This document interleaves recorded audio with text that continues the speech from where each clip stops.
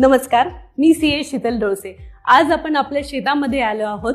तर आज मी शेतीधारकांसाठी income tax मध्ये लागणारी काही उपयुक्त अशी माहिती शेअर करणार आहे। शेतीमधून मिळणारे उत्पन्न हे इन्कम टॅक्स रिटर्न मध्ये एक्झाम म्हणजेच कर मुक्त असते, पण तरीही इन्कम टॅक्स रिटर्न मध्ये दाखवणे अत्यंत आवश्यक आहे। कारण काय, बँकेला उत्पन्नाचा पुरावा लागतो।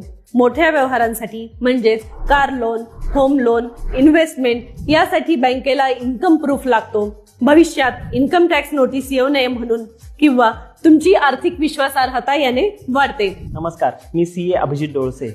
आपण आता शेती उत्पन्नाबद्दल करमुक्त असल्याची माहिती ऐकली, पण मी तुम्हाला एक महत्त्वाची गोष्ट सांगू इच्छितो। जर तुमचं उत्पन्न हे 2.5 लाखापेक्षा जास्त असेल, कोणतं जे शेती सोडून इतर आहे, जसे बँकेचे व्याज असेल किंवा तुमचे व्यावसायिक उत्पन्न असेल किंवा सॅलरी असेल, आणि याचबरोबर तुमच्या नावावर शेती आहे आणि तुम्हाला शेती उत्पन्नही मिळतंय, तर ते तुमच्या इन्कम टॅक्स रिटर्न मध्ये दाखवणं ही तेवढंच आवश्यक आहे। त्यावरती टॅक्स लागतो, पण तो मार्जिनल टॅक्स लागतो, कारण तुमचं उत्पन्न हे बेसिक एक्झम्पशन लिमिट पेक्षा जास्त आहे। तर त्यावर मार्जिनल टॅक्स आपण भरून इन्कम टॅक्स रिटर्न भरणं हे आवश्यक आहे। एक्झाम म्हणजे इग्नोर नाही, कर लागत नसला तरीही शेती उत्पन्न हे ITR मध्ये डिक्लेअर करणं आवश्यक आहे।